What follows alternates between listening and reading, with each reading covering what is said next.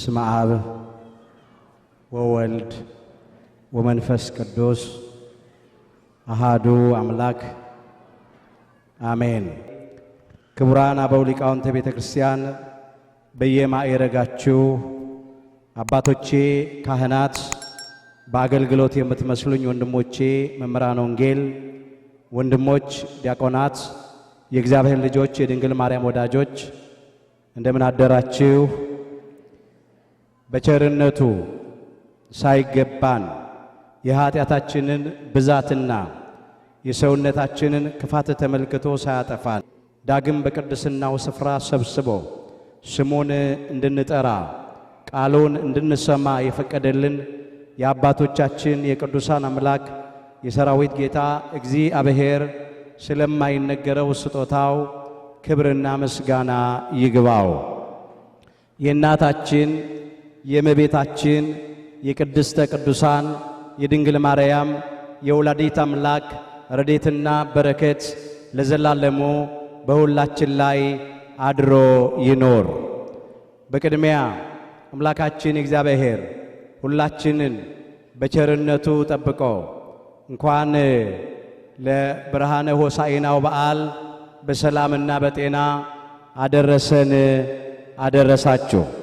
እስቲ እዚህ ያደረሰንን አምላካችን እግዚአብሔርን ሁላችን ከልብ በሆነ ምስጋና እናመስግነው። አምላካችን እግዚአብሔር ምስጋናችንን ይቀበልልን። የምስጢር ባለቤት እግዚአብሔር አምላካችን ለሁላችንም ምስጢሩን ገልጦ ያስተምረን። ፍትሕዎሙ ወአምጽዎሙ ሊተ፣ ፈታችሁ አምጡልኝ።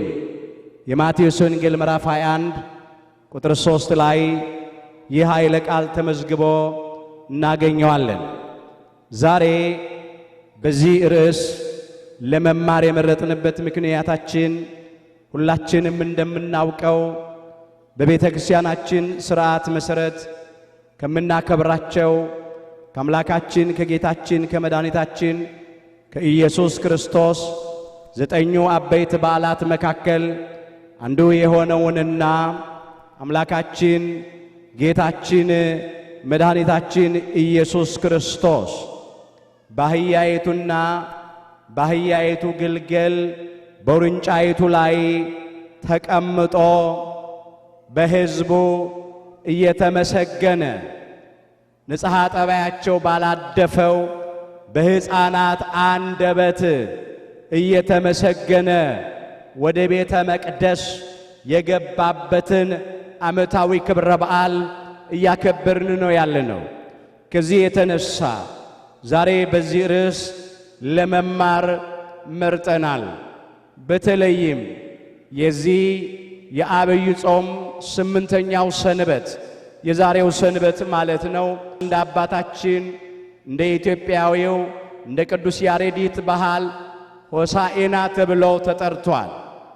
በዚህ ዕለት በቤተ ክርስቲያን የሚነበቡት ምንባባት፣ የሚሰበኩት ምስባካት፣ የሚሰጡት ትምህርቶች፣ የሚተላለፉት መልእክታት፣ የሚዘመሩት ዝማሬያት፣ ቅዳሴ ሁሉ ሆሳዕናን አስመልክቶ ነው። በተለይም በዛሬ ዕለት ስለ ሆሳዕናው 4ቱ ወንጌላውያን የመዘገቡት በአራቱም አቅጣጫ ይነበባል። እኛ ዛሬ ሐዋርያውና ወንጌላዊው ቅዱስ ማቴዎስ የመዘገበውን በማቴዎስ ወንጌል ምዕራፍ 21 ከቁጥር 1 አንስቶ እስከ 18 የተመዘገበውን አንስተን እንማራለን። ፍትሕዎሙ ወአምጽዎሙ ሊተ፣ ፈታችሁ አምጡልኝ። የማቴዎስ ወንጌል ምዕራፍ 21 ቁጥር 3 ርዕሳችን ነው። አምላካችን እግዚአብሔር በነገር ሁሉ ማስተዋልን ይስጠን። እንዲህ ብሎ ያነሳል። ወደ ኢየሩሳሌምም ቀርበው ወደ ደብረ ዘይት ወደ ቤተ ፋጌ ሲደርሱ ያን ጊዜ አምላካችን ኢየሱስ ክርስቶስ ከደቀ መዛሙርቱ ሁለቱን እንዲህ ብሎ ላካቸው ይላል። ቤተ ፋጌ ማለት ቤተ ማለት ቤት ማለት ነው። ፋጌ ማለት በለስ ማለት ነው። ቤተ ፋጌ ማለት የበለስ ቤት ማለት ነው። ከደብረ ዘይት አጠገብ ወደ ቤተ ፋጌና ወደ ቢታንያ ሲደርሱ በተመሳቀለ መንገድ ላይ ሆኖ ይላል። ፋጌ ፎናና ይለዋል እንደ ሊቃውንቱ ትርጉም ማለት ነው። የተመሳቀለ ጎዳና ማለት ነው። እዚያ ላይ ሆኖ ከደቀ መዛሙርቱ ሊቀ ሐዋርያት ቅዱስ ጴጥሮስንና ሐዋርያውና ወንጌላዊውን ቅዱስ ዮሐንስ ወልደ ነጎድጓድን ፊት ለፊታችሁ ወዳለች መንደር ሂዱ አላቸው። እነሆም በዚያን አህያ ከውርንጫይቱ ጋር ታስራ ታገኛላችሁ፣ ፈታችሁ አምጡልኝ አላቸው። ይኸውም ለምን እንደሆነ ቢሉ በመጀመሪያ ትንቢቱ እንዲፈጸም ነው። ትንቢቱ ነቢየ እግዚአብሔር ቅዱስ ዘካርያስ አስቀድሞ እንደተናገረ ነው። ትንቢተ ዘካርያስ ምዕራፍ 9 ቁጥር 9 ጀምሮ አንቺ የጽዮን ልጅ ሆይ እጅግ ደስ ይበልሽ፣ አንቺ የኢየሩሳሌም ልጅ ሆይ እልል በይ፣ እነሆ ንጉሥሽ ጻድቅና አዳይ ነው፣ ትሑትም ሆኖ በአህያይቱና በአህያይቱ ግልገል በውርንጫይቱ ላይ ተቀምጦ ወደ አንቺ ይመጣል ብሎ አስቀድሞ የተናገረው ቃል ለመፈጸም ነው። የጽዮን ልጅ ያለው የኢየሩሳሌም ልጅ ያለው ቤተ እስራኤልን ለመጽሐፍ ቅዱስ በማደሪያው አዳሪዎቹን በመኖሪያው ነዋሪዎቹን መናገር ልማድ ስለሆነ አንቺ የጽዮን ልጅ ሆይ እጅግ ደስ ይበልሽ፣ አንቺ የኢየሩሳሌም ልጅ ሆይ እልል በይ አለ። ለጊዜው ለነሱ ነው፣ ፍጻሜው ለሁላችን ነው። እስቲ ደስ ይበላችሁ፣ ደስ ይበለን። እስቲ እግዚአብሔርን እናመስግነው። ለምን ንጉሥሽ የነገሥታት ንጉሥ፣ የኃያላን ኃያል፣ የጌቶች ጌታ፣ የአማልክት አምላክ፣ የእስራኤል ዘሥጋ ንጉሥ ብቻ አይደለም፣ የእስራኤል ዘነፍስ የአዲስ ኪዳን እስራኤሎች የኛም የክርስቲያኖች ንጉሥ ነውና እሱ ጻድቅ ነው አለ። ጻድቅ ባህሪ ነው፣ ንጹሕ ባህሪ ነው። ኃጢአት ለባህሪው የማይስማማው እንከንም አይወጣለት ነውር ነቀፋ የማይገኝበት አዳይ ነው አለ። መድኃኒተ ሥጋ መድኃኒተ ነፍስ ነውና አዳይ ነው። ትሑት ሆኖ በኪሩቤል ላይ የሚቀመጥ በነፋስ ክንፍ የሚበር ማንም ሊቀርበው የማይችል ብርሃን የሚኖር እሳተ መለኮት የሆነ አምላክ በተናቁት በአህያይቱና በአህያይቱ ግልገል በውርንጫይቱ ላይ ተቀምጦ ወደ አንቺ ይመጣል ብሏት ተብሎ የተነገረው ቃል እንዲፈጸም ነው። አምላካችን ኢየሱስ ክርስቶስ እንዲህ ነው ያለው፣ ከእኔ ተማሩ እኔ የዋህ በልቤም ትሑት ነኝና ለነፍሳችሁም ረፍት ታገኛላችሁ ብሏል። በማቴዎስ ወንጌል ምዕራፍ 11 ቁጥር 29 ላይ ይህ ትንቢት እንዲፈጸም አምላካችን ኢየሱስ ክርስቶስ አህያይቱን ከውርንጫይቱ ጋር ፈታችሁ አምጡልኝ አለ። ሌላው ምሳሌው እንዲደርስ ምሳሌው እንደምንድን ነው ቢሉ ጥንት ቅዱሳን ነቢያት ዘመነ ጸብ ነው ያሉ እንደሆነ ፈረስ ላይ ተቀምጠው ዘገር ነጥቀው ወይም ጦር ሰብቀው ይታያሉ። ደግሞ ዘመነ ሰላም ነው፣ ዘመነ ደስታና ዘመነ እረፍት ነው ያሉ እንደሆነ በአህያ ላይ ተቀምጠው መንሳንስ ወይም ጭራ ይዘው ይታያሉ። እንዲሁ አምላካችን ጌታችን መድኃኒታችን ኢየሱስ ክርስቶስ የሰላም ዘመን ቀረበ፣ የሰላም ዘመን ደረሰ ሲል በአህያይቱና በአህያይቱ ግልገል በውርንጫይቱ ላይ ይቀመጥ ዘንድ ፈታችሁ አምጡልኝ አለ።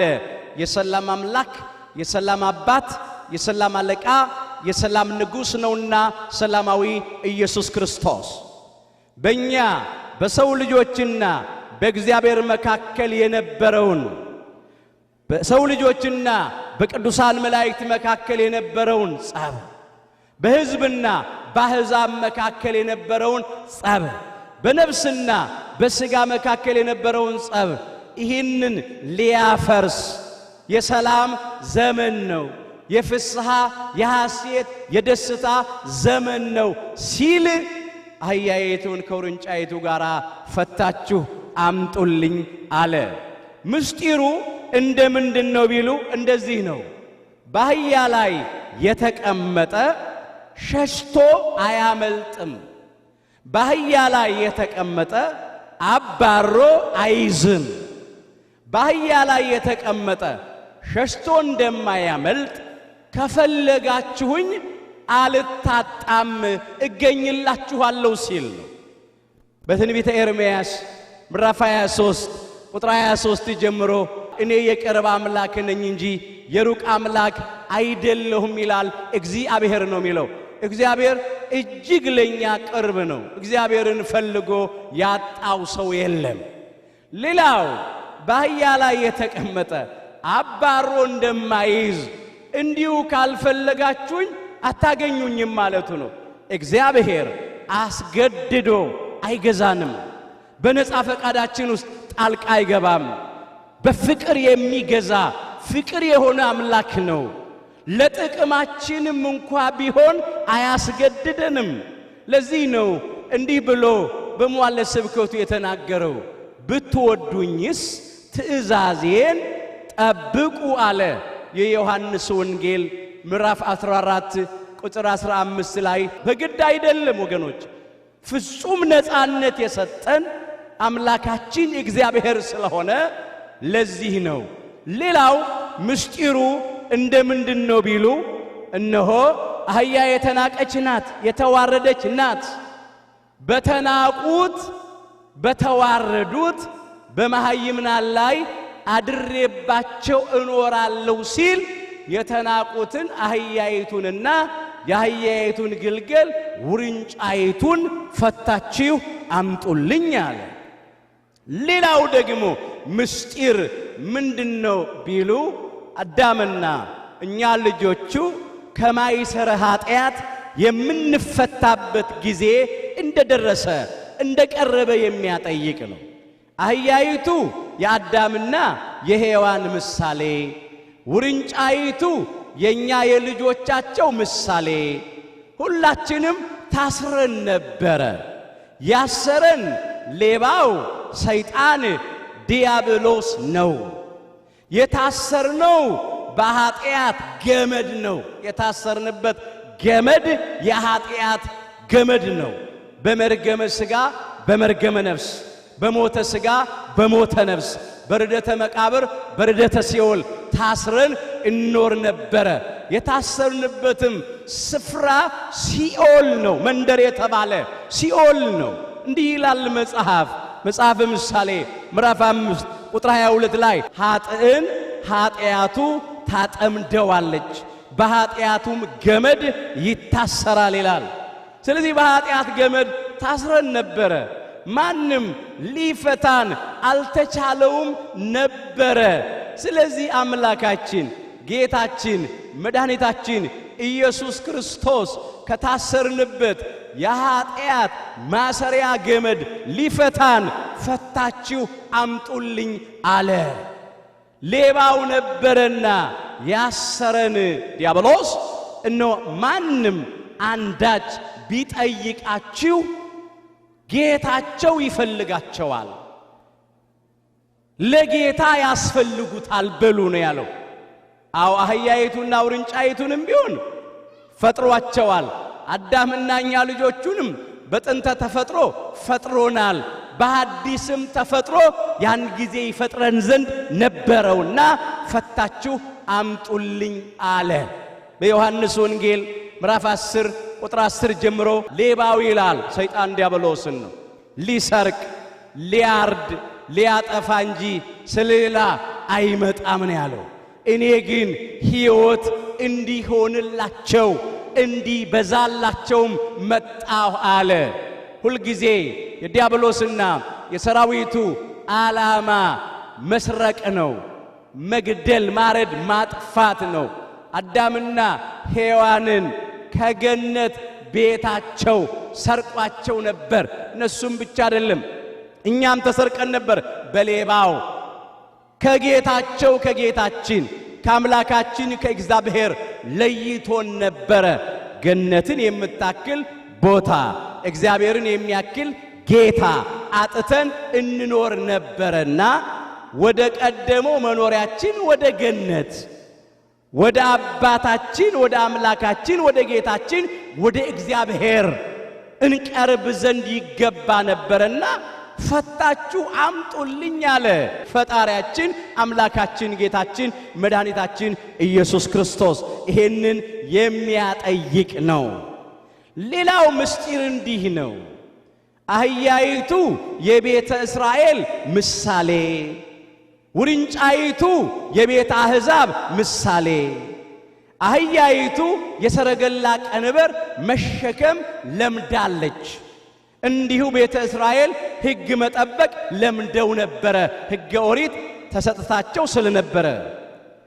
ውርንጫይቱ ገና እንደተፈጠረች እንደተወለደች ነው። የሰረገላ ቀንበር መሸከም አልለመደችም። እንዲሁ ቤተ አሕዛብም ሕግ መጠበቅ አልለመዱም ነበር። አዲስ ናቸው ለሕግ። ስድ ይኖሩ ነበረ ያለ ሥርዓት ያለ ሕግ። ምን አለ አምላካችን ኢየሱስ ክርስቶስ? አህያይቱን ቤተ እስራኤልን ከውርንጫይቱ ጋራ ከቤተ አሕዛብ ጋራ ፈታችሁ አምጡልኝ። እሱ የሚፈልገው ሁሉ እንዲፈታለት ነው። በማዳኑ ሥራ ሰው አልመረጠምና ደቀ መዛሙርቱንም ሲልካቸው እንዲህ ነው ያላቸው፣ ወደ ዓለም ሁሉ ሂዱ ወንጌልንም ለፍጥረት ሁሉ ስበኩ ነው ያለው። በማርቆስ ወንጌል ምዕራፍ 16 ቁጥር 15 ላይ ይህንን ያመለክታል። ወገኖቼ ፈተው እንዲያመጡ የታዘዙት ደቀ መዛሙርቱ ናቸው። ደቀ መዛሙርቱ ጌታችን እንዳዘዛቸው አህያይቱን ከውርንጫይቱ ጋራ ፈተው አመጡ ይላል። ከዚያም በኋላ ልብሳቸውን በአህያይቱና በውርንጫይቱ ላይ ጎዘጎዙ። እነሆ ክርስቶስ በአህያይቱና በውርንጫይቱ ላይ ተቀመጠ። ልብስ በአህያይቱ ላይ ማድረጋቸው እንዲህ ነው። ኮርቻ ይቆረቆራል፣ ልብስ ግን ይለሰልሳል። አንተ የማትቆረቆረውን ሕገ ወንጌልን ሰራህልን ሲሉ ነው። ኦሪት ትቆረቆር ነበር። ኃጢአትን ቆጥራ ሞትን ታመጣለች። ነፃ ያላወጣች ሕግ ናት። የተገፈፍነውን ጸጋ ያላለበሰች፣ የተነጠቅነውን ልጅነት መልሳ ያልሰጠች፣ ከሲኦል ከባርነት ቤት ነፃ ያላወጣችን፣ ወደ እግዚአብሔር መንግሥት ልታስገባን የማትችል ሕግ ነበረች። ትቆረቁራለች ኦሪት። አሁን የምትለሰልሰዋን ደገኛዋን ሕገ ወንጌል ጸጋ እግዚአብሔር የለበስንባት ልጅነት ያገኘንባት እንደ እግዚአብሔር ቸርነት መንግሥተ ሰማያትን የምንወርስባትን ሕግ ሰጠህን ሰራህልን ሲሉ ልብስ ጎዘጎዙ በአህያይቱና በውርንጫይቱ ላይ። ሌላው ልብስ መጎዝጎዛቸው እንደዚህ ነው። ልብስ በአካል ያለውን ነውር ይሸፍናል፣ ጠባሳ ይሸፍናል። አንተም ከባቴ አበሳ ነህ። አበሳችንን፣ በደላችንን፣ ኃጢአታችንን የምትሸፍንልን አንተ ነህ ሲሉ ነው። ወገኖቼ በምሕረቱ መጋረጃ ስለጋረደን እኮ ነው። በክንፈ ረድኤቱ ስለከለለን እኮ ነው። ኃጢአታችንን ግንባራችን ላይ ጽፎ ስላላስነበበብን እኮ ነው። አሳልፎ ስላልሰጠን እኮ ነው። ማን በሕይወት በዚህ ምድር ላይ ይኖር ነበር? ማን እፊቱ ይቆም ነበር? ቅዱስ ዳዊት ሲዘምር እንዲህ አለ፣ አቤቱ አለ ኃጢአትንስ ብትጠባበቅ ኖሮ አቤቱ ማን ይቆማል? ይቅርታ ካንተ ዘንድ ነውና አለ በዳዊት መዝሙር 129 ቁጥር 3 ላይ። እውነት ነው። እዚህ የገባ ነው በምሕረቱ ብዛት ነው። እፊቱ ቆመን እኔም እዚህ ቆሜ የምናገረው እናንተም ቁጭ ብላችሁ የምትሰሙት የምንዘምረው በእውነት እግዚአብሔር ኃጢአታችንን በምሕረቱ ስለሸፈነ ስለከለለ ነው። ልብሳቸውን አውልቀው የጎዘጎዙት ለዚህ ነው። አዎ አንተ ከባቴ አበሳ ነህ። በእውነት ኃጢአታችንን በደላችንን ቆጥሮ አሳልፎ ያልሰጠን ያላጋለጠን እንዲህ ጋርዶ ከልሎ የያዘን መድኃኔ ዓለም ኢየሱስ ክርስቶስ ምን ከፍለው ነገር የለምና ስለማይነገረው ስጦታው ክብርና ምስጋና ይግባ። ወገኖቼ ምንም አንከፍለው። ሰው ቢሆን እንኳን የሰራነውን ኃጢአት ሊሸፍን ያልሰራነውንም ሰሩ ብሎ ስም ያወጣልናል፣ ስማችንን ያጠፋል። የኛ አምላክ ግን በድልን አጥፍተን እንኳን እንዳልበደልን እንደ ንጹሃን እንደ ቅዱሳን አድርጎ ተሸክሞን ይኖራል። ከባቴ አበሳ ነው። የኛን በደል የኛን ኃጢአት ለመሸፈን እኮ ነው እርቃኑን በዕለተ ዓርብ በቀራንዮ መስቀል ላይ የተሰቀለው። እርቃኑን ሎ ጸጋውን ያለበሰን መድኃኔ ዓለም ኢየሱስ ክርስቶስ አሁንም የምንከፍለው ነገር ስለሌለ እስቲ ከልብ የሆነ ምስጋና እናመስግነው። ክብር ምስጋና ይግባ።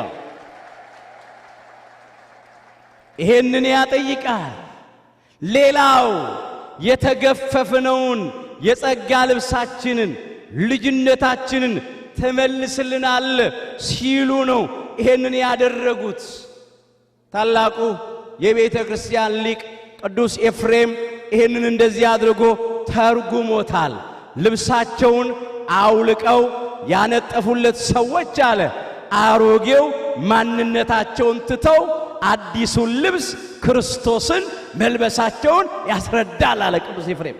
ቅዱስ ጳውሎስም እንደዚህ አድርጎ አንስቶታል። እንግዲህ አለ የጨለማውን ሥራ አውጥተን የብርሃንን ጋሻ ጦር እንልበስ ነው የሚለው። ያንን የጨለማ የኃጢአት ልብስ የበደል የነውር የርኩሰት ልብስ አውልቀን የብርሃን ልብስ እንልበሳል። የፍቅሩን የትህትናውን የቅርባይነቱን የየዋህነቱን የደግነቱን የትዕግስቱን ልብስ እንልበስ። ጌታችን ኢየሱስ ክርስቶስን ልበሱት ይላል ሮሜ ምዕራፍ 13 ቁጥር 12 ላይ አንተ ልብሳችን። ስለዚህ አሮጌው ልብሳችንን አውልቀነዋል። አዲሱ ልብሳችን አንተ ነህ። አሁንም አዲሱን ልብስ የጽድቅን ልብስ የቅድስና የንጽህና ልብስ አምላካችን ለሁላችንም ያልብሰን። ምን ይሆን ልብሳችን ወገኖቼ? ምንድነው የለበስነው? ምናልባት አሁን ነጭ ልብስ ለብሰናል ሁላችንም፣ በዓል ነው፣ መልካም ነው። ግን ነፍሳችን ምን ለብሳለች? ስራችን የምንድነው? የጽድቅ ነው የኃጢአት ነው? የብርሃን ስራ ነው የጨለማ ስራ ነው? የቅድስና የንጽህና ነው የርኩሰት ነው? ራስን መጠየቅ ነው። የጨለማው ስራ የተባለው አምልኮተ ጣዖቱ ነው፣ ዝሙቱ ነው፣ ስካሩ ነው፣ ቅናቱ፣ ክርክሩ፣ መለያየቱ፣ ዘፋኝነቱ፣ አድመኝነቱ ነው። ይሄ መውለቅ አለበት። አሮጌ ልብስ ነው። ልብሳቸውን አወለቁ፣ ጎዘጎዙ፣ መሬት ጭምር ጣሉ። ሕዝብ ሁሉ ያነጥፉ ነበረ። ሌላው በኢዩ ልማድ ንጉሡ ኢዩ ለንጉሥነት በኤልሳዕ እጅ በተቀባ ጊዜ ለክብሩ ልብሳቸውን አነጥፈዋል።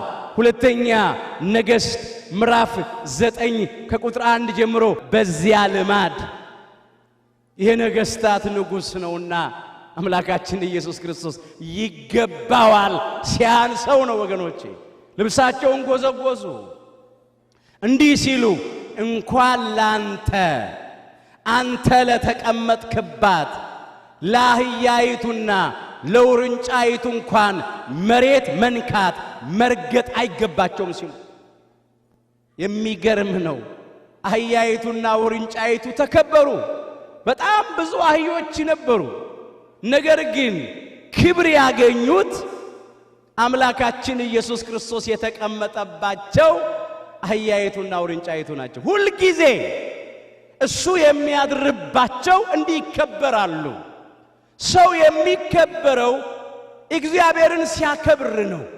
የእግዚአብሔር ማደሪያ ሲሆን ነው። እስቲ ከኔ ጋር በሉ ባካችሁ፣ ያከበሩኝን በሉ አከብራለሁ፣ የናቁኝም ይናቃሉ። አንደኛ ሳሙኤል ምዕራፍ 2 ቁጥር 30 ላይ እውነት ነው። እግዚአብሔርን የሚያከብሩ ሃይማኖታቸውን በማጽናት ምግባራቸውን በማቀናት ለንስሐ የሚገባ ፍሬ በማፍራት እግዚአብሔርን የሚያከብሩ ይከበራሉ። ምናልባት የሚያስከብረን ስልጣን የለንም ይሆናል፣ ተራ ሰዎች እንሆን ይሆናል። ግን እግዚአብሔርን ካከበርነው ከሱ የተነሳ እንከብራለን። ምናልባት የሚያስከብረን 2 እና 3 ዲግሪ የለንም ይሆናል፣ አልተማርንም ይሆናል በስጋ። ነገር ግን እግዚአብሔርን ካከበርነው ከእግዚአብሔር የተነሳ እንከብራለን። ምናልባትም የሚያስከብረን ብዙ ብር አንቆጥርም ይሆናል፣ ባለጠጎች ላንሆን እንችላለን በስጋ። ነገር ግን እግዚአብሔርን ካከበርነው እግዚአብሔር እኛን ደግሞ ያከብረናል። ዝነኞች፣ ስመጥሮች፣ ታዋቂዎች ላንሆን እንችል ይሆናል። ነገር ግን እግዚአብሔርን አክብረነው ስንገኝ ከሱ የተነሳ እንከብራለን። እንኳን እኛን የሰውን ልጆች በአራያው በመልኩ የፈጠረን ቀርቶ ወገኖቼ አህያይቱ ተከበረች፣ ውርንጫይቱ ተከበረች። እሱ ስለተቀመጠባቸው መሬት አትነኩም ተባሉ። በልብስ ላይ ተራመዱ። በለስላሳ የዛፍ ጫፍ ላይ ተራመዱ። ቄጠማ እየተጎዘጎዘ ዛፍ ዘንባባ እየተጎዘጎዘ የሚገርም ነው። እኛም አምላካችን እግዚአብሔርን አክብረነው እንድንከብር በቸርነቱ ይርዳን።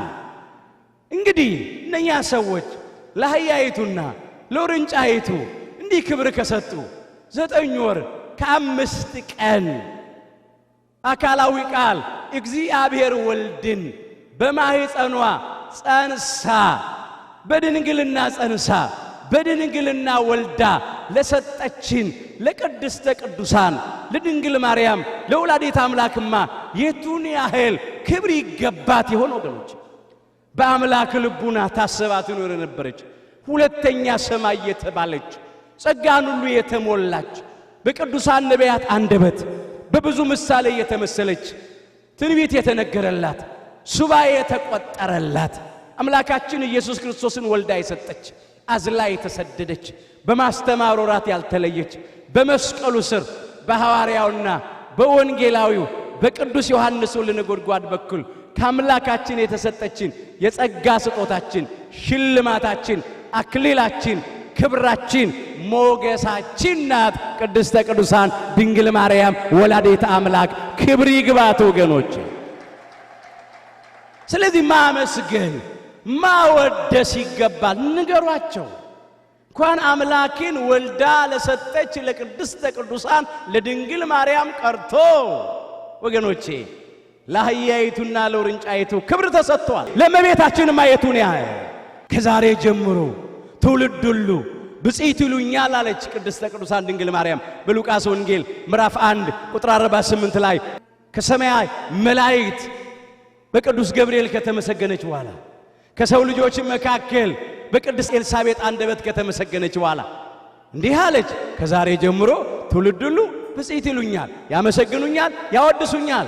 ትውልደ ሴም፣ ትውልደ ካም፣ ትውልደ ያፌት ሁሉ ያመሰግኑኛል ያለችው። ስለዚህ እኛም እናመሰግናታለን፣ እንዳወድሳታለን። እንደ አባታችን እንደ አባ ሕርያቆስ በቅዳሴ ማርያም፣ እንደ ቅዱስ ኤፍሬም በውዳሴ ማርያም፣ እንደ አባ ጊዮርጊስ ዘጋስጫ በሳዕታት፣ እንደ አባ ጽጌ ድንግል በማህሌት፣ እንደ ቅዱስ ያሬድ በዝማሬ በምንችለው ቋንቋ ሁሉ እናመሰግናታለን። ከአባታችን ከአባ ሕርያቆስ ጋር እንዲህ እንላለን።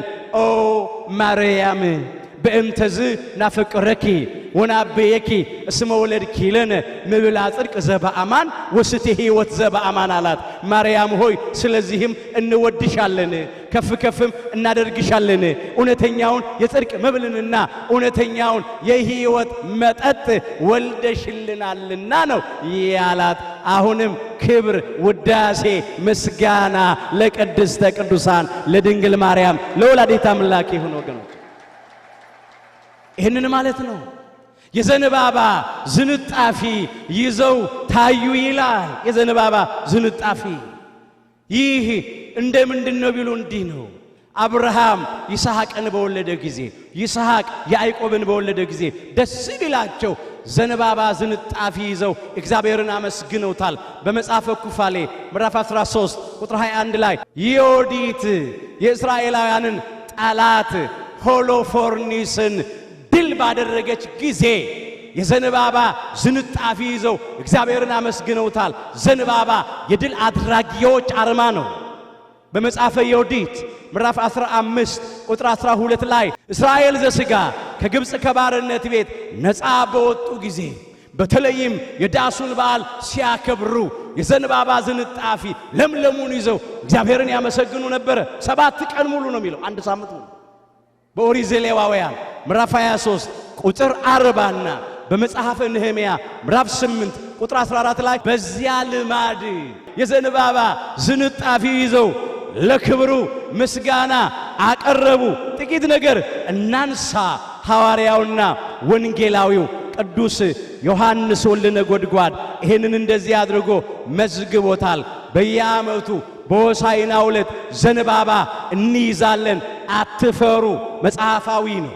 የዮሐንስ ወንጌል ምዕራፍ 12 ላይ ከቁጥር 13 ጀምሮ የዘንባባ ዝንጣፊ ይዘው ሊቀበሉት ወጡ ነው የሚለው። የዘንባባ ዝንጣፊ ይዘው እኛም ዘንባባውን ይዘን እናመሰግናለን። በኋላ መጨረሻ ላይም ዘንባባው ጸሎት ደርሶበት ተባርኮ ይታደላል። አዎ በራሳችን ላይ እናስረዋለን። በጣታችን ላይ ቀለበት አበጅተን እናጠልቀዋለን። ይገባል። እግዚአብሔር ደግሞ ለዚያ ክብር ቢያበቃን ከሞት በኋላ ባለው ሕይወት ከመቃብር በኋላ ባለው ትንሣኤ በሰማይ በመንግሥተ ሰማያት የብርሃን ዘንባባ ይዘን ገና ለክብሩ እንዘምራለን። መጽሐፍ እንደዚህ እንደሚል ራእየ ዮሐንስ ምዕራፍ 7 ቁጥር 9 ጀምሮ ከዚህ በኋላ አየሁ ይላል፣ እነሆም አንድ እንኳ ሊቆጥራቸው የማይችል ከሕዝብና ከነገድ ከወገንም ከቋንቋም ሁሉ አለ ሃይማኖታቸውን ያጸኑ ምግባራቸውን ያቀኑ ለንስሐ የሚገባ ፍሬ ያፈሩ ቅዱስ ሥጋውን ክቡር ደሙን የተቀበሉ ተዘጋጅተው ተጠርተው ይሄዱ ማለት ነው። እንዲህ ሆነ ይላል፣ ነጭ ልብስ ለብሰዋል። ነጭ ልብስ ለብሰው የዘንባባንም ዝንጣፊዎች በእጆቻቸው ይዘው በዙፋኑና በበጉ ፊት ለምስጋና ቆሙ ይላል። በቀራንዮ በግ፣ በየዋሁ በግ፣ በትሑቱ በግ፣ በእግዚአብሔር በግ የዓለምን ኃጢአት ባስወገደው በአምላካችን በጌታችን በመድኃኒታችን በኢየሱስ ክርስቶስ ፊት ለምስጋና ቆሙ ነው የሚለው። ምስጋናችን ምግባችን ሆኖ ምግባችን ምስጋናችን ሆኖ እንደ ሰማያውያኑ እንደ ብርሃናውያኑ እንደ እሳታውያኑ እንደ ቅዱሳን መላእክት እግዚአብሔርን ቅዱስ ቅዱስ ቅዱስ እያልን እያመሰገንነው እንኖራለን። አምላካችን እግዚአብሔር በቸርነቱ ሁላችንን ለመንግሥቱ ክብር ያብቃን። እቺ ቤተ ክርስቲያን የሰማይ ደጅ ስለሆነች የጸጋው ግምጃ ቤት ስለሆነች አሁን በምድር እየተሰራ ያለው በሰማይ ደግሞ ኋላ ይሰራል። ከሞት በኋላ ባለው ሕይወት ከመቃብር በኋላ ባለው ትንሣኤ። ስለዚህ አትፈሩ። ዘንባባውን ከፍ አድርጋችሁ ለእግዚአብሔር ክብር ምስጋና አቅርቡ። አሁንም እናመስግነው ወገኖች። የድል አድራጊዎች ምልክት ነው። የአሸናፊዎች ምልክት ነው ዘንባባ። ዘንባባ ይዘው አለ ምን እያሉ አመሰገኑ? ሆሳዕና ለዳዊት ልጅ ቡሩክ ዘይመጽእ በስመ እግዚአብሔር እያሉ አመሰገኑ። ዛሬ በቅዳሴው መካከል የተሰበከውም የዕለቱ ምስባክ ይሄንን ያመለክታል። የዳዊት መዝሙር 117 ቁጥር 26 ጀምሮ ቡሩክ ዘይመጽእ በስመ እግዚአብሔር ባረክናክሙ እምቤተ እግዚአብሔር እግዚአብሔር አስተራየለነ እያለ ቅዱስ ዳዊት ዘምሯል። በእግዚአብሔር ስም የሚመጣ ቡሩክ ነው። እግዚአብሔር ወልድ ነኝ ብሎ እግዚአብሔር አብ መስክሮለት በእግዚአብሔር ስም የመጣ ቡሩክ ነው። መርገመ ሥጋ መርገመ ነፍስ የሌለበት በረከተ ሥጋ በረከተ ነፍስ የሚያድል ነው። ከእግዚአብሔር ቤት ባረክናችሁ፣ ከእግዚአብሔር ቤት መረቅናችሁ። ቅዱሳን ነቢያት፣ ቅዱሳን ሐዋርያት፣ ቅዱሳን ካህናት አዎ ከእግዚአብሔር ቤት ሕዝቡን ይባርካሉ። ስም እግዚአብሔር እየጠሩ ሕዝቡን ያከብራሉ። እግዚአብሔር አምላካችን ነው። ለኛም አበራልን፣ ለኛም ተገለጠልን። እግዚአብሔር ወልድ ኢየሱስ ክርስቶስ የባህሪ አምላክ ነው። ለኛም ደግሞ በረድኤት ብቻ አይደለም፣ በሐዲስ ኪዳን በሥጋ ማርያም በጠባብ ደረት በአጭር ቁመት ተወስኖ ተገለጠልን። ልቡናችንን ሊያበራ ነፃ ሊያወጣን ክብር ምስጋና ይግባው። ይህንን ያመለክታል ምስባኩ ማለት ነው። ሆሳዕና በአርያም፣ ሆሳዕና ለወልደ ዳዊት። ሆሳዕና የሚለው ቃል ከጥንት አረማይክ ወይም ከዕብራይስጥ የመጣ ቃል ነው። ሆሽና አና ይለዋል። የቃሉም ትርጉም አሁን አድን ማለት ነው። አሁን አቅና ማለት ነው። መድኃኒት ማለት ነው። ይህንንም ቅዱስ ዳዊት አባታችን አስቀድሞ ዘምሮታል። ኦ እግዚኦ አድንሶ፣ ኦ እግዚኦ ሰርህሶ እያለ ዘምሯል። አቤቱ እባክህ አሁን አድን፣ አቤቱ እባክህ አሁን አቅና ማለት ነው። እዚያው የዳዊት መዝሙር 117 ላይ መመልከት ትችላላችሁ። ለጊዜው እስራኤል ሆሳዕና ለወልደ ዳዊት፣ ለዳዊት ልጅ መድኃኒት አዳይ መባል ይገባዋል። ሆሳዕና በአርያም፣ አርያም ከፍ ያለ ማለት ነው። ከሰማይ የመጣ መድኃኒት ማለት ነው። ምን ሲሉ ነው? እነሱ በሮማውያን ቅኝ ግዛት ስር ነበሩና ከሮማውያን ቅኝ ግዛት ነፃ አውጣን ሲሉት ነው። ምድራዊ ንጉሥ መስሏቸው ነው የእስራኤል ንጉሥ እያለው። እሱ ግን የሰማይና የምድር ንጉሥ ነው። በባህሪው ሞት የሌለበት፣ በመንግሥቱ ሽረትና እልፈት ለውጥ የሌለበት የዘላለም ንጉሥ ነው። እሱ አዳምና ልጆቹን ሁሉ ከሲኦል ከባርነት ቤት ነፃ ሊያወጣ ከጨለማ ወደሚደነቅ ብርሃን ከሲኦል ወደ ገነት ሊያሻግረን ነው የተገለጠው። እነሱ ግን ያሰቡት ሰውኛውን ነበረ፣ ምድራዊውን ነበረ። እሱ ግን ዓለሙን ሁሉ ሊያድን ነፃ ሊያወጣ ነው የተገለጠው። እንዲህ እያሉ ዘመሩ። ሕዝቡ ሁሉ ተገረሙ፣ ተደነቁ። ይህ ማን ነው? ምንድን ነው አሉ።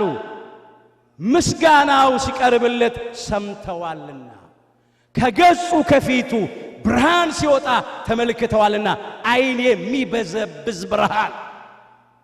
አዎ ሕፃናትም ደግሞ እየተቀባበሉ ያመሰግኑ ነበረ።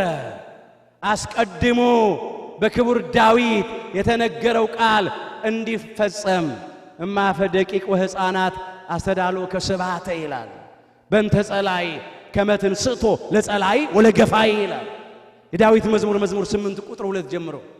ከሕፃናትና ከሚጠቡት አንደበት ምስጋና ለራስ አዘጋጀ። ከ40 ቀን ከ80 ቀን ልጆች ከዓመት ከ2 ዓመት ሕፃናት ምስጋናን ለራስ አዘጋጀ። ምስጋናን ተቀበልክ፣ አንደበታቸውን ለምስጋና ከፈተ የማይሳነው አምላክ። በእንተ ጸላይ ጠላት ደስ አይበለው ብለህ፣ ጠላት ዲያብሎስ ደስ አይበለው ይፈር ብለህ ጠላትን ቂመኛን ዲያብሎስንና ሰራዊቱን ድል ታደርግ ዘንድ አለው። አዎ ድል አደረገ። ከ5500 ዘመን በኋላ ዲያብሎስንና ሰራዊቱን ድል አደረገልን። የአመፃ መዝገብ ተገልብጧል። የሞት መውጊያ ተሰብሯል። ጠላት ዲያብሎስንና ሰራዊቱን በመስቀሉ ከመንገዳችን ላይ ጠርቆ አስወግዶልናል። እኛንም ደግሞ ነፃ አውጥቶናል። ይህንን አምላክ ከልብ ማመስገን ይገባል። ምን ከፍለው ነገር የለምና። ያልታደሉት ቤተ አይሁድ ጸሐፍት ፈሪሳውያን፣ የአይሁድ ካህናት አንደበታቸው ተሸበበ። አዋቂዎቹ ቃሉ ከልቡናችን ሞልቶ ተርፈዋል ብለው ልብሳቸው ላይ ጠልፈው ጠቅሰው ጽፈው የሚሄዱ ተመጻዳቂዎች፣ ግብዞች ለክብሩ መዘመር ተሳናቸው። ሕፃናቱን አስነሳ፣ ሊከለክሉ ሞከሩ። ምን አለ የኛ አምላክ? እነዚህ ዝም ቢሉ ድንጋዮች ይጮሃሉ አለ፣ ድንጋዮች ያመሰግናሉ አለ። ወንጌላዊ ቅዱስ ሉቃስ እንደመዘገበው አው ለጊዜው በቆሙ ድንጋዮችም እንዲያመሰግኑት ያደርጋል የሚሳነው ነገር የለምና። የሉቃስ ወንጌል ምዕራፍ 19 ቁጥር 40 ላይ እኛንም ካፈራልን በሥጋ ያበጀ አፈር እኮ ነው። አካላችን እኮ ሸክላ ነው፣ ጭቃ እኮ ነው። እነዚህ ዝም ቢሉ ድንጋዮች ይጮሃሉ። ሌላው እነዚህ ዝም ቢሉ ድንጋዮች ይጮሃሉ ማለት በቁሙ ድንጋይ ብቻ አይደለም። ድንጋይ ብላችሁ የምትንቋቸው ድንጋይ ጣዖት የሚያመልኩት አህዛብ እኔን ሊያመሰግኑ አንደበታቸው ይከፈታል። ከአምልኮተ ጣዖት ወደ አምልኮተ እግዚአብሔር፣ ከገቢረ ኃጢአት ወደ ገቢረ ጽድቅ ብዙ አህዛብ ተመልሰዋል፣ ለክብሩም ምስጋና አቅርበዋልና ይህንንም ማለት ነው። እንግዲህ እንዲህ የተመሰገነ ወደ ቤተ መቅደስ ገባ። አዎ ከዚህ ታሪክኛ ምን እንማራለን? ከዚህ በላይ መተረክ ይቻላል ታሪኩን፣ ግን ጊዜ የለንም። ወደ ራሳችን ሕይወት አምጥተነው እንጠቅልለው ወገኖች። ፍትሕዎሙ ወአምጽዎሙ ሊተ፣ ፈታችሁ አምጡልኝ። ዛሬም ካህናቱን ፈታችሁ አምጡልኝ ይላል አምላካችን ኢየሱስ ክርስቶስ። በደቀ መዛሙርቱ እግር የተተኩ ሕዝቡን እንዲፈቱ የታዘዙ ካህናት ናቸው። የማቴዎስ ወንጌል ምዕራፍ 16 ከቁጥር 19 ጀምሮ በአባታችን በሊቀ ሐዋርያት በቅዱስ ጴጥሮስ በኩል ይሄንን ስልጣን ለአባቶቻችን ለካህናት ሰጥቷል ክርስቶስ። የመንግሥተ ሰማያትንም መክፈቻዎች እሰጥሃለሁ አለ። በምድር የምታስረው በሰማያት የታሰረ ይሆናል፣ በምድርም የምትፈታው በሰማያት የተፈታ ይሆናል አለ። በቁልፍ የተዘጋ በር ይከፈታል፣ በቁልፍ የተከፈተ በር ይዘጋል። ቁልፍ መክፈቻም ነው መዝጊያም ነው። ይሄም እንደዚህ ማለት ነው። ወደ እግዚአብሔር መንግሥት የምታስገባበት ከእግዚአብሔር መንግሥት የምታስወጣበት ቁልፍ ስልጣን ሰጥቻለሁ አለ። ይሄ ከእግዚአብሔር የተሰጠ ስልጣን ነው። በቅዱሳን ሐዋርያት እግር ለተተኩት አሰረ ፍኖታቸውን ለተከተሉት ለአባቶቻችን ለካህናቱ ይሄንን ሰጠ። በምድር የምታስሩት ሁሉ በሰማያት የታሰረ ይሆናል አለ። በምድር የምትፈቱት ሁሉ በሰማያት የተፈታ ይሆናል አለ። በሌላ ስፍራም እንደዚህ ይላል፣ ኃጢአታቸውን የያዛችሁባቸው ተይዞባቸዋል አለ። ይቅር ያላችኋቸውም ይቀርላቸዋል አለ። መጽሐፍ ነው። የዮሐንስ ወንጌል ምዕራፍ 20 ቁጥር 23 ላይ ማሰር ማለት ኃጢአታቸውን መያዝ ነው። መፍታት ማለት ኃጢአታቸውን ይቅር ማለት ነው። ፈታችሁ አምጡልኝ አለ ካህናቱን። ዛሬም የካህናቱ ድርሻ መፍታት ነው። የምእመናት ድርሻ መፈታት ነው። አህያና ውርንጫይቱ የተፈቱበት ብቻ አይደለም ወገኖቼ። ዛሬ አዳምና ልጆቹ የተፈታንበት ነው። የዚያ መታሰቢያ ነው። ዛሬም አህያይቱ ከውርንጫይቱ ጋር ተፈተው እንደቀረቡለት አህያይቱ የወላጆች ምሳሌ፣ ውርንጫይቱ የልጆች ምሳሌ። አሁን ደስ ትላላችሁ ወላጆች ከልጆቻችሁ ጋር ተፈታችሁ ቀርባችኋል። ክብር ምስጋና ለአምላካችን ለእግዚአብሔር ይሁን። እንደዚህ ነው። አህያይቱን ብቻ ፍቱልኝ አላለም፣ ውርንጫይቱንም ፍቱልኝ ነው ያለው። ወላጆችን ከልጆች ጋር ፍቱልኝ ይላል አምላካችን። አንዳንዶች ዛሬ መንደር ውስጥ ታስረዋል። መንደር ውስጥ አዳምና እኛ ልጆቹ ሲኦል መንደር ውስጥ በሌባው በዲያብሎስ በኃጢአት ታስረን እንደነበረ ዛሬም እኮ የታሰሩ ወገኖች እኮ አሉ። መንደር ይቺ ዓለም ናት። በጥርጥር መንደር ውስጥ፣ በክህደት መንደር ውስጥ፣ በአምልኮተ ጣዖት መንደር ውስጥ የታሰሩ ወገኖች አሉ። በኃጢአት የታሰሩ አሉ። በኃጢአት ገመድ፣ በዝሙቱ፣ ፍርድ በማጓደሉ፣ ድሃ በመበደሉ፣ ጉቦ በመቀበሉ፣ በጎጠኝነቱ፣ በመለያየቱ፣ በጸብና በክርክሩ፣ በቂም በበቀሉ የታሰርን ደግሞ አለን። መፈታት አለብን። በሲጋራ፣ በጫት፣ በአሽሽ ሱስ የታሰሩ አሉ። በሰይጣናዊ ቅናት፣ በተንኮል፣ በሽንገላ፣ በሐሜት፣ በሐሰት የታሰሩ ወገኖች አሉ። መፈታት ያስፈልጋል። ፈታችሁ አምጡልኝ። ዛሬም ካህናትን ይላል፣ ፈታችሁ አምጡልኝ። ካህናት ሊፈቱ ይሄ ትእዛዝ ተሰጥቷቸዋል። ይሄ ስልጣን አላቸው። ምእመናት ደግሞ መፈታት ያስፈልገናል ወገኖቼ። አህያይቱና ውርንጫይቱ እንደታሰሩ አልቀሩም፣ ተፈተው ቀረቡ። እኛም ተፈተን እንቅረብ። የታሰረ ምን ጥቅም ያገኛል? ምን ዋጋ አለው? ነፃነትም እኮ የለውም። አህያይቱና ውርንጫይቱ እኮ የሚበሉት ሳር የሚግጡት ሳር ተከልክለው የሚጠጡት ውሃ ተከልክለው ታስረው ይሰቃዩ እኮ ነበር። ዛሬም ብዙዎች ከሕይወት ውሃ ከእግዚአብሔር ቃል ተለይተው ከሕይወት እንጀራ ከእግዚአብሔር ቃል ተለይተው ነፍሳቸው በረሃብ ደክማለች፣ ነፍሳቸው በጥም ዝላለች። ሚራቡ አሉ፣ ሚጠሙ አሉ፣ ሚሰቃዩ አሉ። ፍቱልኝ ይላል ዛሬ አምላካችን። ሆሳዕናውን ስናከብር ወገኖቼ እንዲሁ የአህያይቱን ነገር የውርንጫይቱን ነገር ብቻ ተርከን መለያየት አይደለም። ካህናቱም ድርሻ መወጣት ያስፈልጋል። ፈቶ ማቅረብ ያስፈልጋል። ምእመናትም ተፈቶ መቅረብ ያስፈልጋል። እሱ ነው ሊያድርብን የሚገባው። ዲያብሎስ ባልፈጠረው ባልሰራው አካል ማስልጣን ሰጠው። በእኛ ላይ ነግሶ የሚኖረው ሰልጥኖ የሚኖረው አድሮ የሚኖረው ማሰጠው።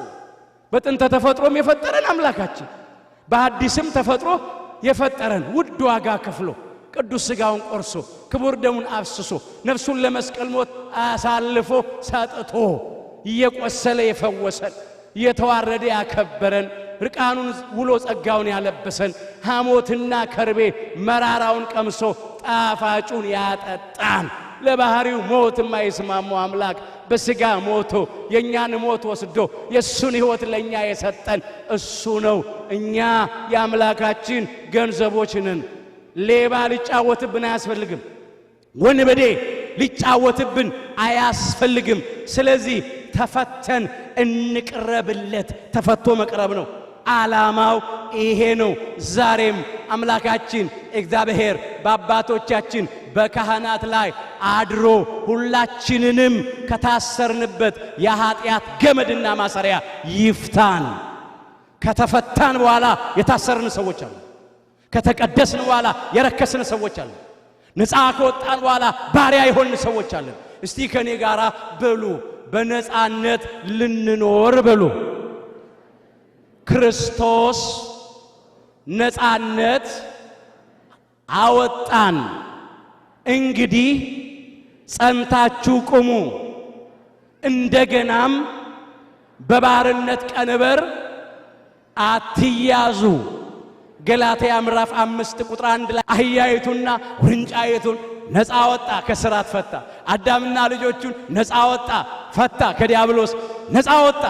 አንዳንዶቻችን ግን እንደገና ታስረን ተገኘን።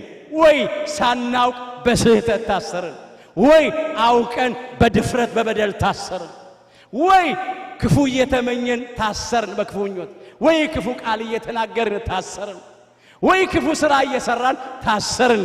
የማሰሪያው አይነት ምንም ሊሆን ይችላል ወገኖቼ። ዛሬ አምላካችን እንድንፈታለት ይፈልጋል። ዛሬም እኮ ከቤታችን ከቤተ ክርስቲያን የወጡ ሰዎች አሉ። ከእግዚአብሔር የተለዩ ሰዎች እኮ አሉ። ያ ሌባው ዲያብሎስ በካህዲዎች ላይ በተጠራጣሪዎች ላይ በጣዖት አምላኪዎች በኢያማናውያን ላይ አድሮ መንደር ውስጥ ወስዷቸዋል እኮ ከቤተ ክርስቲያን ለይቶ። ስለዚህ ፈልገናቸው ፈተን ማምጣት አለብን። ተፈተው የመጡትን መንከባከብ አንድ ነገር ነው። መያዝ መጠበቅ አንድ ነገር ነው። የሕይወትን ቃል የእግዚአብሔርን ቃል መመገብ አንድ ነው። የሕይወትን ውሃ የእግዚአብሔርን ቃል ማጠጣት አንድ ነው። በለምለም መስክ በቤተ ክርስቲያን ማሳደር፣ በረፍት ውሃ በእግዚአብሔር ቃል መምራት መልካም ነው። ይሄ ብቻ ግን አይደለም። የጠፉትን መንደር ያሉትን ሰይጣን ያሰራቸውን ፈተን ማምጣት አለብን። አንዳንድ ጊዜ የቀረቡ እየራቁ ያመኑ እየካዱ የገቡ እየወጡ የተሰበሰቡ እየተበተኑ የጀመሩ እያቋረጡ ነው ያያየን ያለ ነው። እግዚአብሔር አምላካችን ዛሬም መንደር ውስጥ ያሉትን በየዋህነት የጠፉትን ወገኖቻችንን ፈቶ ያምጣልን። ሆሳዕና እንበል። ሆሳዕና በአርያም ከሰማይ የመጣ መድኃኒት፣ ሆሳዕና ለወልደ ዳዊት ለዳዊት ልጅ ሆሳዕና መድኃኒት መባል ይገባዋል። ሆሳዕና አቤቱ እባክህ አሁን አድን፣ አቤቱ እባክህ አሁን አቅናን በለው። በግል ሕይወታችን ከገባንበት መከራና ጭንቅ አድነን በለው። በማህበራዊ ሕይወታችን ከገባንበት ችግርና ስቃይ ጌታ ሆይ እባክህ አሁን አድነን በለው። እንደ ሀገር ከምንሰቃይበት ከምንጨነቅበት ነገር እግዚአብሔር እንዲያድነን ዛሬ ሆሳዕና ነው። ሆሳዕና አቤቱ እባክህ አሁን አድነን ማለት እኮ ነው። ጌታ ሆይ አቤቱ እባክህ አሁን አቅናልን ማለት ነው። ብዙ የተጣመመብን ነገር አለ። ብዙ የሚያስጨንቀን ነገር አለ። ስንቱን ላንሳላችሁ? የእርስ በርስ መለያየቱ፣ መበላላቱ፣ መነካከሱ፣ ጦርነቱ እያስጨነቀን ነው። ስንት ወገኖቻችን እንደ ቅጠል ረገፉ። ቀባሪ አጥተው ስጋቸውን የምድር አራዊት በላው፣ የሰማይ አሞሮች በሉት። በጦርነት ብዙዎች አለቁ፣ አሁንም እያለቁ ነው። እግዚአብሔር በቃችሁ ይበለን። ማንም ሳይመጣብን እኮ ነው ኢትዮጵያዊው በኢትዮጵያዊ ላይ ተነስቶ ያውም እኮ አንዳንድ ጊዜ ክርስቲያኑን እየገደለው እኮ ነው። የክርስትና ምልክት ማተብ ያሰሩ ክርስቲያኖች አዳምና እኛ ልጆቹ ክብር ያገኘንበት ዲያብሎስና ሰራዊቱ ያፈሩበት የድላችን አርማ የነጻነታችን ምልክት ቅዱስ መስቀሉን ባንገታቸው ላይ ያንጠለጠሉ ክርስቲያኖች የኢትዮጵያ ኦርቶዶክሳዊት ተዋሕዶ ቤተክርስቲያን ልጆች እርስ በርሳቸው ሲጋደሉ አይተናል። ክፎች በዘሩት የጎጠኝነት ዘር የመለያየት ዘር ከዚህ ምን አተረፍን? ደግሞ ምን እናተርፋለን? ዛሬ ሆሳዕና ማለት ይሄንን ነው። ጌታ ሆይ እባክህ አድነን፣ እባክህ አቅናልን። ያመኑት ፈረስ በደንደስ ተስፋ ያደረግናቸው ሰዎች አዎ ዛሬ ምን ሲሰሩ ምን ሲያደርጉ እንዳሉ እናውቃለን። አይናችንን ከሰው ላይ እናንሳ። አይናችንን በቀራንዮ ንጉሥ በመድኃኔ ዓለም በኢየሱስ ክርስቶስ ላይ እናድርግ። እሱ ነው የሚያድነን፣ እሱ ነው የሚፈውሰን፣ እሱ ነው ሰላምን መልሶ የሚሰጠን። አዎ በሰላም ሊሰጠን ደስታ ሊሰጠን በአህያይቱና በአህያይቱ ግልገል በውርንጫይቱ ላይ የተቀመጠው ሰላሜን እሰጣችኋለሁ፣ ሰላሜን እተውላችኋለሁ። እኔ የምሰጣችሁ ሰላም ዓለም እንዲሰጥ አይደለም። ልባችሁ አይታወክ፣ አይፍራ፣ አይደንግጥ ያለን እሱ ነው። በዮሐንስ ወንጌል ምዕራፍ 14 ቁጥር 27 ላይ ሰላማችን እሱ ነው፣ ያለ እርሱ ሰላም የለንም፣ ያለ እርሱ እረፍት ደስታ የለንም። መበላላት አይጠቅምም። እንዲህ ይላል ቃሉ። እስቲ ባካችሁ ከኔ ጋራ በሉት። እስቲ መለያየቱ ቢርቅልን፣ ጸብ ክርክሩ ቢወገድልን፣ መበላላት መነካከሱ ከኛ ቢወገድልን፣ እስቲ ቃሉን እንበለው። እርስ በርሳችሁ በሉ። ብትበላሉና ብትነካከሱ እርስ በርሳችሁ እንዳትጠፋፉ ተጠንቀቁ። ገላትያ ምዕራፍ 5 ቁጥር 15 ላይ የእርስ በርስ መጣላት፣ መባላት፣ መለያየት፣ መነካከስ መጀመሪያ ለኛ ያለውን ያጠፋል። አሁን እያጠፋ ነው። ብዙ ትምህርት ቤቶች ወደሙ፣ ሐኪም ቤቶች ወደሙ፣ ፋብሪካዎች ወደሙ፣ ሀብት ንብረት ወደመ፣ አለቀ። ምን አተረፉን? ለኛ ያለው ብቻ አይደለም የሚጠፋው፣ እኛንም ያጠፋናል። ስንት ህዝብ አለቀ? በሺህ የሚቆጠር ህዝብ አልቋል። ያ ወገናችን ነው፣ ሁሉም ኢትዮጵያዊ ነው፣ አልቋል። ስለዚህ አይጠቅመንም፣ ከዚህ ምንም ነገር አናተርፍም። አድነን እንበለው፣ ያድነናል። የቀደመውን የአያቶቻችን የቅድመ አያቶቻችንን የፍቅር ዘመን፣ የመተሳሰብ፣ የመደጋገፍ፣ የሰላም ዘመን እግዚአብሔር መልሶ ያሳየናል። እንለምነው። በጦርነት እያለቅን አንዱ እሱ ነው። በረሃብ እያለቅን ወገኖቻችን በረሃብ እየደከሙ በጥም እየዛሉ ቆዳቸው ከአጥንታቸው ጋር እየተጣበቀ ሚልሱት የሚቀምሱት ነገር እያጡ እያለቁ ነው ያሉት። ትላንትና መጽዋች ነበሩ፣ ሰጪ ነበሩ፣ ለሌላው ያካፍሉ ነበር። ዛሬ ሰው እጅ ያሉ የቀን ሐሩር የሌሊት ቁር እየተፈራረቀባቸው በመጠለያ ውስጥ ሆነው በገዛ ሀገራቸው ስደተኛ ሆነው ተፈናቅለው ወገኖች፣ የኛ ወገኖች እኮ ናቸው። ረሃብ ከሰይፍ ይገፋል። ሰይፍማ ገላጋይ ነው፣ ጥይት ይገላግላል እኮ። መጽሐፍ እንደዚህ ይላል፣ በሰይፍ የሞቱ በረሃብ ከሞቱት ይሻላሉ ይላል። ሰቆቃወ ኤርምያስ ምዕራፍ 4 ቁጥር 9 ጀምሮ እነዚህ የምድርን ፍሬ አጥተውም ተወግተውም ቀጥነዋል ይላል። ቁርበት ወይም ቆዳ ካጥንት ጋር እየተጣበቀ ስጋ እየሰለሰለና እያለቀ ተሰቃይቶ መሞት እኮ ነው ያለው። ረሃብተኞች ነን አድነን እንበለው። ስጋውን የቆረሰልን ደሙን ያፈሰሰልን አምላክ ሚሻግት እንጀራና ብል የሚበላው ጨርቅ አይከለክለንም። ለሱ ይሄ ምንም ማለት አይደለም። እንኳን እኛን በሱሙ የተጠራነውን በሱ የምናምነውን ጧት ማታ ደጅ የምንጠናውን ቀርቶ የማያምኑትም አህዛብ ጠግበው ይኖራሉ። እኛን ማየቱን ያላደርግልናል። በአንድ በኩል በሽታው በበሽታም ዛሬ ወገኖቻችን እያለቁ ነው። መድኃኒት የሌለው በሽታ ስሙን እየቀያየረ ምናቀው ነው።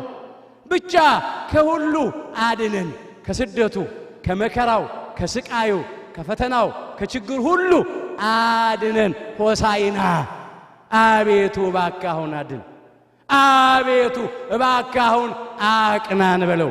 አንድ ቃል ልመልከትና ይበቃኛል። እንደዚህ ብሎ ተናግሯል አባታችን ክቡር ዳዊት። ከኔ ጋራ እንድትሉት እፈልጋለሁ። የጭንቀታችን አይነት የመከራችን የሐዘናችን አይነት ይለያያል እንጂ ጭንቀት ውስጥ ነው ያለነው፣ ችግር ውስጥ ነው ያለነውና አሁን ከቅዱስ ዳዊት ጋራ እንዲህ ብለን እንለምነው።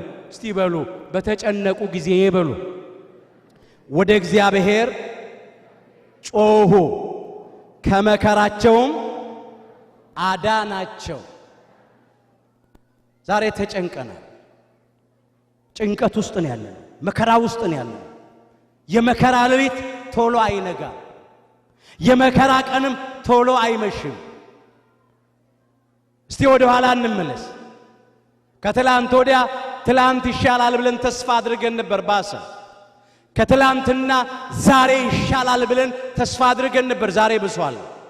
ነገስ ምን ይሆን ይሆን? አሁን ወደ ኋላ እየሄድን ነው የምናመሰግነው። የቀደመውን ዘመን ነው የምናስበው። የአባቶቻችን ዘመን ይሻል ነበረ። በማንኛውም መንገድ እንደዚህ ነው የምንለው። በሰላምም ቢሆን በሚበላ በሚጠጣም ቢሆን በጤንነትም ቢሆን ያ ዘመኑ እኮ ይሻል ነበር ነው የምንለው። አሁን አስጨናቂ ነው። ጆሮአችን የሚሰማው ነገር ሁለቱን ጆሮአችንን ጭው የሚያደርግ ነገር ነው። አሰቃቂ ነገር እየተፈጸመ ነው በሀገራችን በኢትዮጵያ። ስንቱን ላንሳላችሁ። ሰው ያወቀው ፀሐይ የሞቀው የአደባባይ ምስጢር ነው። እንዴ ወገኖቻችን ቁልቁል የተሰቀሉበት እኮ፣ በእሳት የተቃጠሉበት እኮ፣ እንደ በግ እንደ ዶሮ የታረዱበት እኮ፣ እንደ ጎመን የተቀረደዱበት እኮ፣ ሕፃናት ብለው ሳይምሯቸው ሳይራሩላቸው፣ ሽማግሌ ብለው ሳያፍሯቸው ሳያከብሯቸው፣ ነፍሰ ጡር መውለጃዋ ወራት የደረሰ ማህፀኗ ተቀዶ ጽንሱ ተጥሎ የለ እንዴ? ወልዳ የምታጠባ አራስ እንክብካቤ የሚገባት በግፍ ሲገደሉ አይተን የለ እንዴ?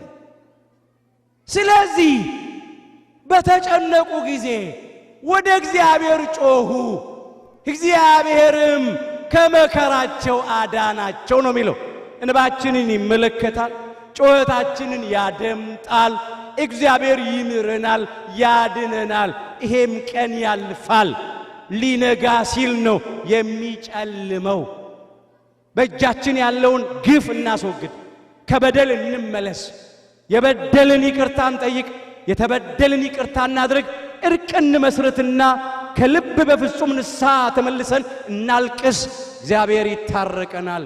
ሆሳዕና እያሉ በክብር እንደዘመሩ እንዳመሰገኑ ዛሬም ይሄ የመከራ የሐዘን የስቃይ የጭንቅ ጊዜ አልፎ የሰላም ዘመን የጤንነት ዘመን የደስታ ዘመን የበረከት ዘመን አምጥቶልን እግዚአብሔርን ቆመን እንድናመሰግነው እግዚአብሔር በቸርነቱ ሁላችንን ይርዳን።